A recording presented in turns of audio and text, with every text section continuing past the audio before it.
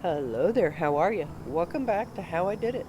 Well, today I'm going to show you how I changed out these little vent windows in a 2016 Volkswagen Golf R. You cannot just change out the rubber gasket when it goes bad. You have to actually remove the entire window and install a new window. With that being said, just know that there is a left and right. There are two different part numbers, even though the window part number stamped on it are identical. So when you call your vendor, they will have uh, the actual part number for left and for right. So here's the left window, just kind of putting it in place, making sure that it's actually going to work. Mind you, I spent quite a while thinking I was going to be able to just pull the bad rubber gasket off and then pop this window out without having to break it.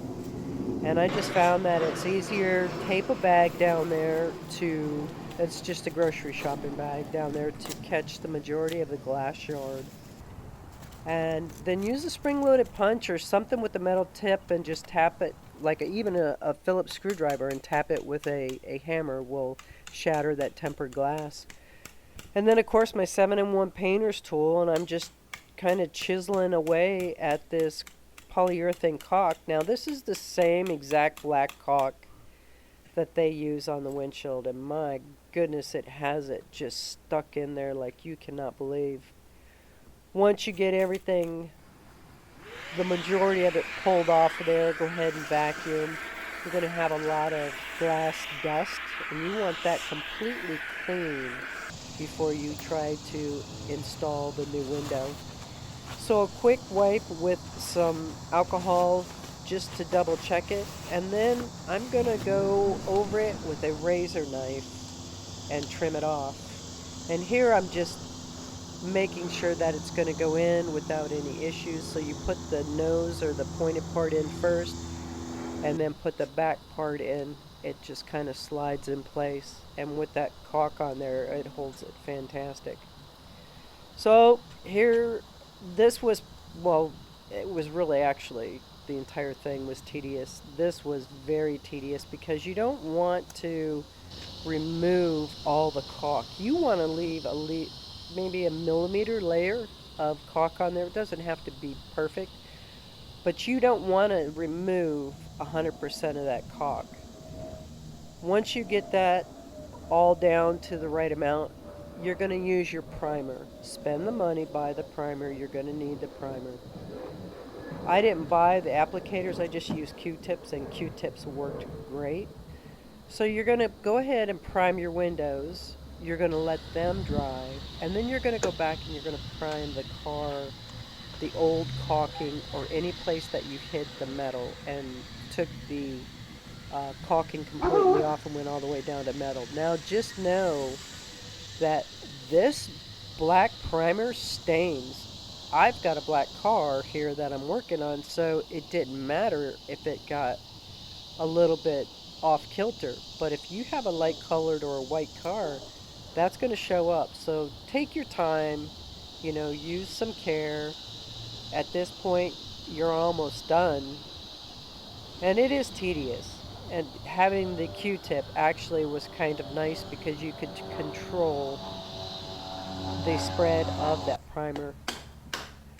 So now the caulk that you buy actually comes in a cylinder just like your caulk you buy at the store. You can use a regular caulk gun to get it to work.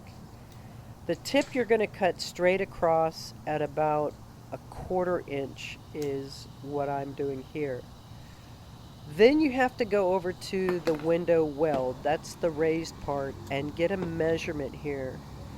That part is going to be cut in a V shape, horizontal down the plastic tip, just like that there.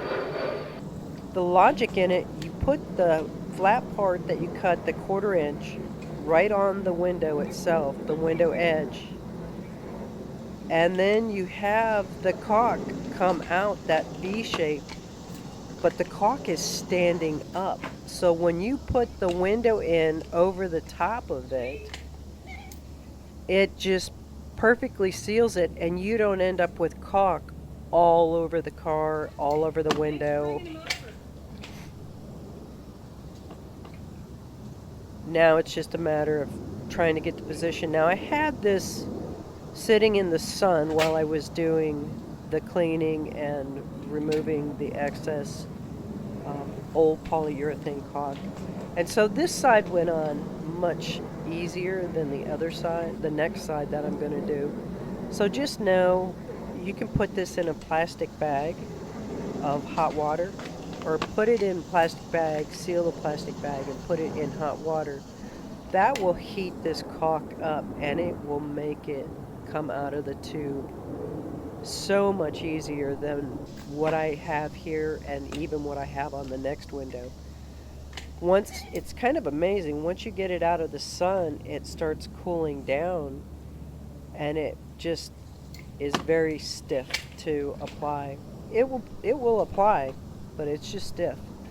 Now the other note that I'm going to make on this, where you start the new bead of caulk, like where I stopped and then I restarted, you want to kind of make sure that there is an overlap.